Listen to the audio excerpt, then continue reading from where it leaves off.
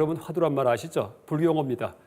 그러니까 화두가 보통 요새 시대에는 풀어야 될 숙제 정도의 의미로 쓰이는데 원래는 불교 수행을 할 때 이제 물론 서원불교 중에 특수한 임재종 계통의 서원불교에서 수행을 할 때 그 다리 꼬고 앉아서 의심을 품어야 하시대. 의심을 갖다가 의심의 소재가 바로 화두입니다. 화두. 그래서 그 화두의 종류가 보통 1700가지가 있다라고 얘기를 합니다. 그래서 옛날 그 중국의 큰 스님들의 행적들, 그다음에 말씀들 이런 것들이 화두가 됩니다. 화두. 그래서 그 큰 스님들, 선승들은 행적이 특이합니다. 그러니까 보통 서문답할 경우에 동문서답하면 서문답 얘기를 하죠.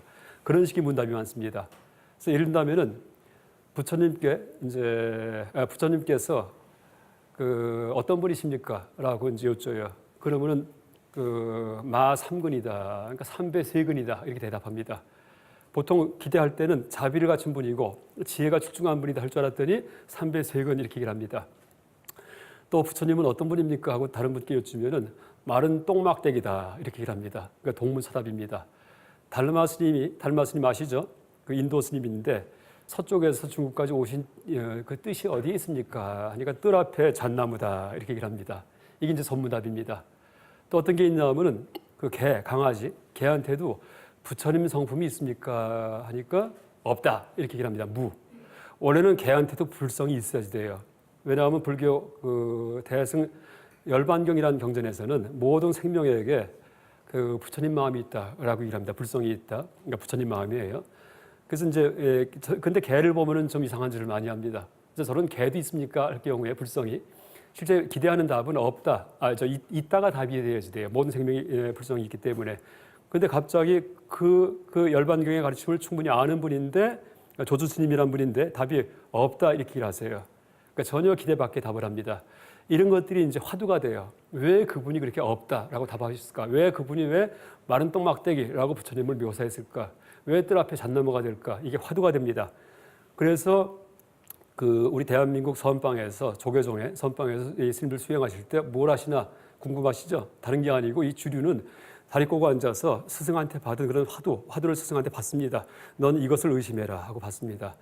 그러면 이제 그걸 의심하면서 왜 무라고 했을까? 왜 개에게 불성이 무 없다라고 했을까? 왜 무일까? 왜 무? 이렇게 의심합니다.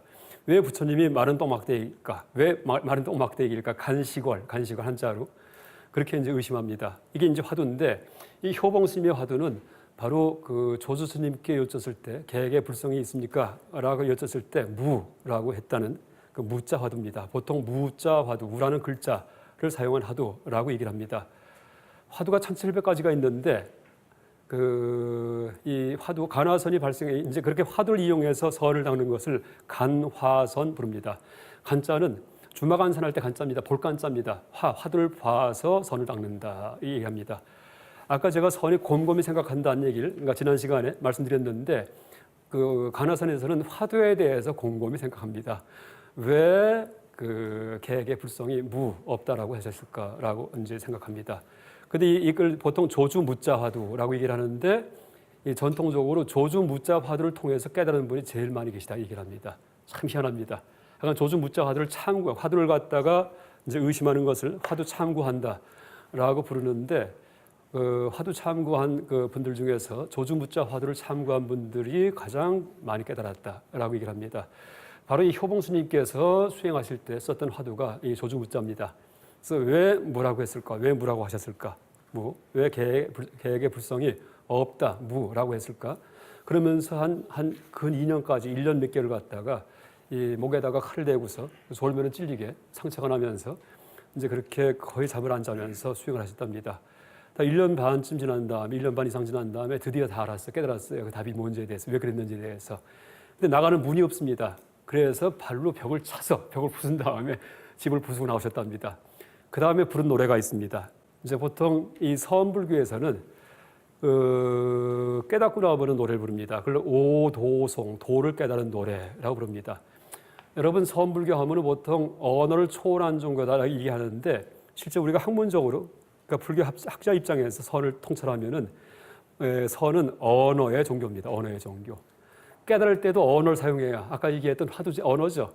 깨달은 다음에도 언어 가지고서 말을 씁니다. 오도송, 노래를 짓습니다. 돌아가실 때도 열반송, 노래를 짓습니다. 그래서 이제 그렇게 그 거꾸로 이제 언어를 초월하는 종교인데 실제 내용을 보면은 언어를 써가지고서 언어에 의한 종교다라고 얘기할 수 있습니다. 그래서 효봉스님께서 그런 화두를 깨친 다음에 타파한 다음에 깨달은 다음에 부르신 노래가 있습니다. 얼핏 제가 이제 소개했었는데 한자로 이제 읽으면은 해저 연소 록포란 화중 주실 어전다 차가 소식 순웅식 백운섭이 월동주라고 되어 있습니다. 바다 밑 제비집에 바다 밑에 제비가 있을 리가 없죠. 제비집에 사슴이 알을 품고 아이고 물이 코에 들어갈 텐데 알을 또 품었던데 포유류가 아닌데 알은 그 조류가 낳는 건데 타는 불속 거미집에 물고기가 차를 다리되 어불성설이죠. 말이 안 됩니다. 이 집안 소식을 누라서 알랴. 알고 보니까 그렇다는 얘기예요. 깨닫고 보니까 세상 만사가 이렇게 돌아가다는 얘기입니다. 이 집안 소식을 누라서 알랴. 흰 구름은 서쪽으로, 다른 동쪽으로. 원래 다른 동에서 서로 가야지 되죠. 근데 거꾸로 갑니다. 세상이. 그러니까 세상이 거꾸로 돌아간다 이런 뜻입니다. 이게 이제 오도송이에요. 효봉스님의. 근데 여러분 지금 이게 이해가 안 되실 겁니다. 근데 중간학 강의 다 듣고 나면은요. 조금 있다가 뭐 다 듣고도 아닙니다. 개념 비판 하나만 들어도 그렇게 했구나. 이게 정답이구나 하고 이해하십니다. 이제 아까 말씀드렸듯이 이제 화두에 보면은 이제 선문답에 이런 선문답들이 있는데 부처님은 어떤 분인가 많은 똥막대기다. 달르마 스님이 중국에 오신 까닭은 뜰 앞에 잣나무다. 개에게도 부처 성품이 있는가 없다. 이런 선문답이 있는데 옛날 선승과 제자 사이의 문답이에요. 근데 이게 나중에 화두가 돼요. 화두. 근데 이 관어서는 원래부터 있던 게 아니고 대해 종고 스님이라고 해서 송나라 초기에 송나라 때 1200년대 이제 전후에서 그때 처음 창안된 그런 그 수행법입니다. 그 전까지 스님들은 이 가나선 수행 안 했었습니다. 그냥 마음만 관찰하고 있는 그대로 보는 수행을 했는데 지금부터 한 1000년 정도 전부터 이제 이런 수행이 개발이 돼가지고 한국 불교 이 조계종 수행의 주류가 되고 있습니다. 왜 이런 말이 나올까요? 여기에 대해서 여러분 지금 좀 어불성설이고 좀 의아할 수 있습니다. 선문답이기 때문에. 근데 이 말도 나중에 이제 이 개념 비판 끝 무렵에는 그럴 수 있겠구나, 그렇겠구나, 그렇구나 하고 이제 아실 겁니다.